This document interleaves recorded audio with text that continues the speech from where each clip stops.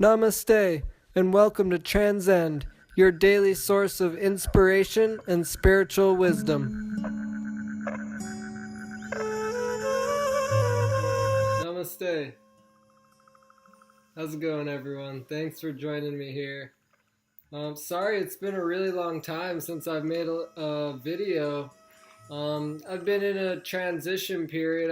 I moved from one farm in eastern North Carolina to another farm in western Carolina, North Carolina, in the mountains of Asheville. Very beautiful. It's a spiritual community called Saragrahi, and it's a very wonderful place. Lots of yogis and spiritual seekers, and beautiful mountains, pristine nature. Um, so, also, I want to say, please forgive me for, I know the background, there's like a lot of stuff kind of lying around and, moving and everything. So, I haven't had a chance to make a, place for me to take videos yet. So, anyway, I just wanted to make this video because it's been a while. And I have a lot of videos on my list to make, but a lot of people have been asking me to make videos, so I really wanted to. So thanks for joining me, and I hope you enjoy this video. If you do, please subscribe to my channel, like it, share it with your friends, and spread awareness to all the people in the world. So in this video, we're going to talk about veganism and spirituality and vegetarianism and how it all fits together. And so recently, this one person was I posted a picture of my friend milking one of the cows at our farm here, which, by the way, is in Ahimsa farm, which means non-violent.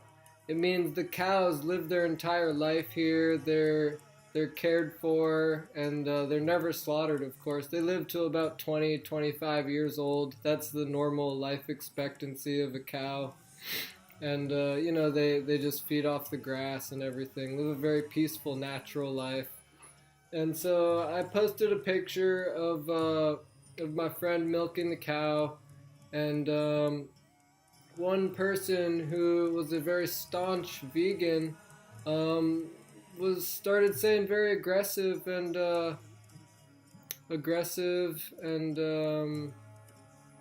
pretty intense statements towards me and my friends.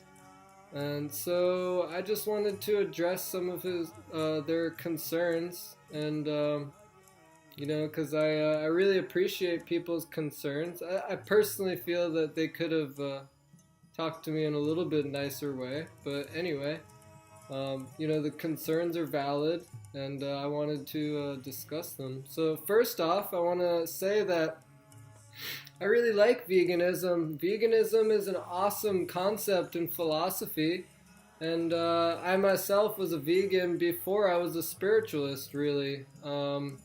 Mostly people take to veganism, like myself, because we feel bad for the animals. We don't want to exploit the animals, and we want to stop all of the violence that is being perpetrated towards the animals. It's a very nasty industry of, pigs, cows, chickens, fish, you name it. Pretty much every industry regarding an animal is just abominable. And so we want to put an end to it. And so veganism is a great cause, and it's a great way of life. And is it necessarily spiritual? Not necessarily. It's pretty conducive for spiritual life, but it in it of itself isn't a spiritual practice. And it's a byproduct of spirituality, generally. And so, that being said, I wanted to go over some of the concerns that this person put before me. And so, first off, this person was saying that it's wrong to have cows, to take milk from a cow. Many reasons, but one reason is because you're exploiting them. You are, this person said I was a speciesist.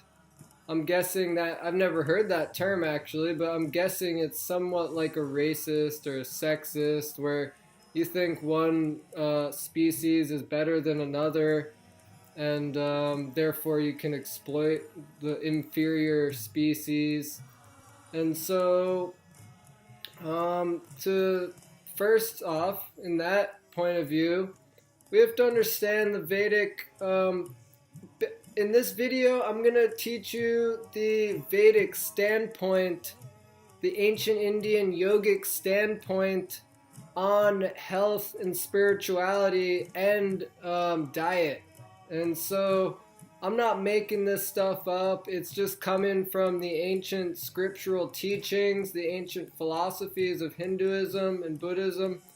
And I'm not gonna make anything up. This is the real philosophy, and I think that's important to understand the ways that have been cultivated, the cultural cultivation in ancient times, as it's a lot more peaceful than our culture today. So basically,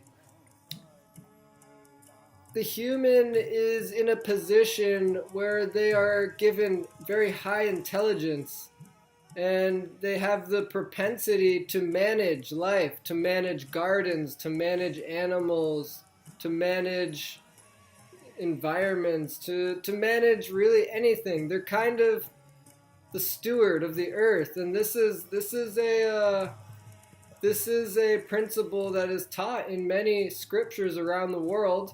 Not that that steward can exploit the more the animals, the living entities that are in a more how can I say, the word's not coming to me, but they're more susceptible to be exploited. So the very kind human will not exploit them, and if they feel like they want to manage the world, manage their life, manage their culture, then they can coexist with animals and plants. And so yoga means union. So union with life, with spirit, with mind, body, and consciousness, and everything within and without us. And that includes animals and plants. And so is it wrong to manage a cow? Is it, in this instance, it's actually saving a cow, because the cows normally in America, very rarely will they not be slaughtered. Very rarely. And so at this farm, I'm going to speak from the instance in this farm. Of course, all the cow industries of this country are just abominable. So much torturous things go on, and that's a great reason to become vegan, to not support that. And but in this instance, in our farm, the cows, they're living a very peaceful, natural life. They graze on the grasses, in the open grasses on the mountain. It's actually very beautiful. They have the best view out of anyone. And they come and go as they please. They go in the forest, in the grass, wherever. They have water. They have all nice things. And so they live their life peacefully. They're given medicines if they get sick. They're given all attention and care and affection. And the devotees, the yogis, they comb the cow's hair as an appreciation, as a kind gesture. They comb them and they pet them and they hug them, just as if they were a family member, and even more than a pet, a family member. And so in the Vedic writings, the word Gomata is used for the cow, and the cow is actually very special in Hinduism. It's considered the mother of civilization, the mother of a human. The human has 7 mothers, and I won't talk about that right now, but one of them is the cow. And that is because the cow is such an affectionate, caring person, animal being, and they give their milk so freely and so kindly, and they take care of all the living entities. And so the cow, in this situation, is a part of the family and is respected at least as much as a human. They're respected to the utmost extent that is possible. And even more so because they're considered worshipable due to their selflessness. They're considered worshipable, never to be exploited, but to serve them, to clean their pens, to clean them, to love them, and to give them shelter within this world that wants to kill them. So that is Ahimsa, is protecting them and giving them nurturement and compassion. And out of their love, they'll also like to give milk. And that happens naturally. For instance, when it's milking time, the cows, they're running from the pasture, from the forest. They're running to the cowshed to get milk. They love it so much. They like to get milked. And so they're coming as a loving affection. They want to give some gift to the community members, so they're giving their milk. That's what they give. That's their dharma. That's their nature. They give milk like that. And so we take care of them, and they give milk, and life goes on. No one has a problem. It's a peaceful life. And, it's a raw, organic milk product that we take. And in the Vedas, it describes that this is very powerful for nourishing the finer brain tissues and for setting oneself up, their body, for self-realization. There's many yogis and many meditators in India that subsist solely off milk products. They subsist off just small amounts of milk products because that's all a human really needs, honestly. And if they're doing very light work, meditating like all day, so that's one thing they do. And so we have to understand that just because the world has presented such an abominable situation of exploitation of cows and other animals doesn't mean that there isn't an ideal culture, an ideal way of living that is that has the human and the animals and the plants and the earth and God in perfect symbiosis, in a perfect yogic relationship. And so it can exist, and it does exist in certain places in the world. Very rare in this day and age, but it existed to a large extent thousands of years ago. Less now because the age is very the principles of spirituality and compassion and truthfulness and mercy are very lacking. So that's the Kali Yuga. That's what is characteristic of the Kali Yuga. And so it's a very peaceful situation at this farm. And others also tried to emulate this. And from there, I'd like to talk about how Krishna's cows in the ancient scriptures, the pastimes of Krishna. It talks about how the cows, when they saw Krishna, they would come running down the mountains. They would come running to Krishna with the milk bags pouring out milk like waterfalls, leaving rivers and pools of milk on the ground out of their deep maternal affection, out of their deep love for Krishna. This was their service for Krishna. And so it's a very amazing point. And this is actually, Krishna is a cowherd boy. Krishna is, to many people, Krishna is God. And God has these cows. He doesn't eat them, of course. They're his friends. They're They're his parents, they're his, associates. And his spiritual planet is actually called Goloka, which means planet of the cows. So there's cows everywhere. And Krishna likes to eat the butter, he likes to drink milk, he likes to drink yogurt.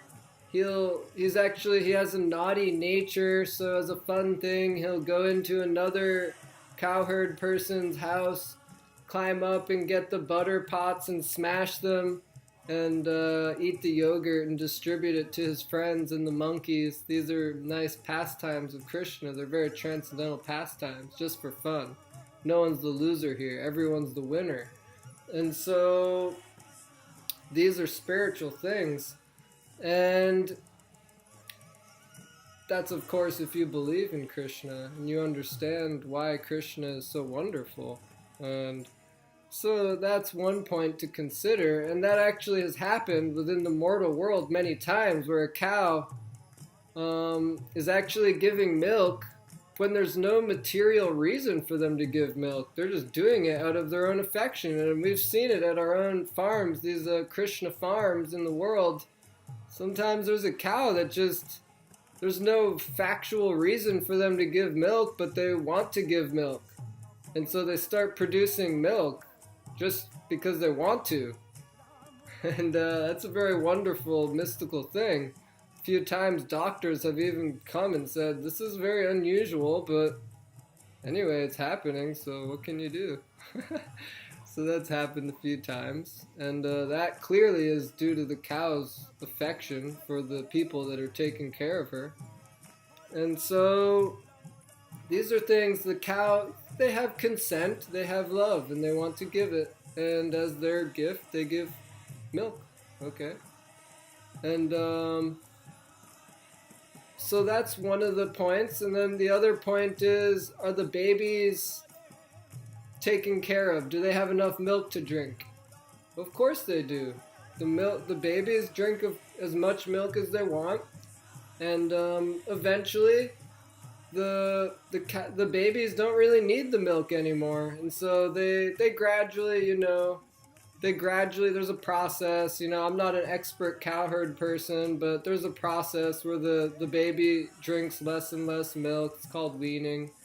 And then the mother just keeps giving milk. It's just the process of the cow. They don't take any chemicals or anything. I mean, that's just crazy. That's just what they do. Is they're just continuing to give milk for a while, actually. And even for a long time after the baby doesn't really need it anymore. So, of course, people are always going to argue and say, oh, well, that baby can drink it forever and, whatever. But that's not really needed. I mean, cows, they live off grass. They like to eat grains, but they live off grass. That's what they eat, and hay and stuff. So, but mainly grass. That's what they prefer. And so, that's the point to understand, is that all these things are very natural. And no one's getting harmed. Everyone's taken care of, and there's no problem. So it is very wonderful. It's good to be vegan, but in the few circumstances where someone may be in a situation where they can receive milk products that are non-violent and no one's exploited, then morally, there's no problem with that. There's no karmic reaction to that. There's no exploitation. There's no bad feelings. It's just a community relationship, a world relationship between a human and an animal.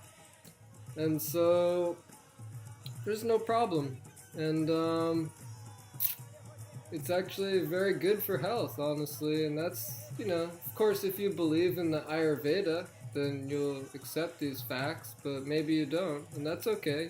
Everyone has their own belief system. But according to Ayurveda, ghee, which is clarified butter, yogurt, milk, they all have specific health benefits and can cure diseases, honestly, and help people in their enlightenment path.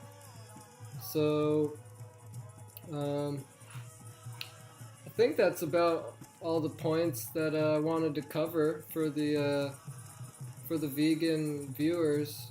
Just to understand that no one's that we don't promote exploitation, and but we do promote symbiosis and divine culture.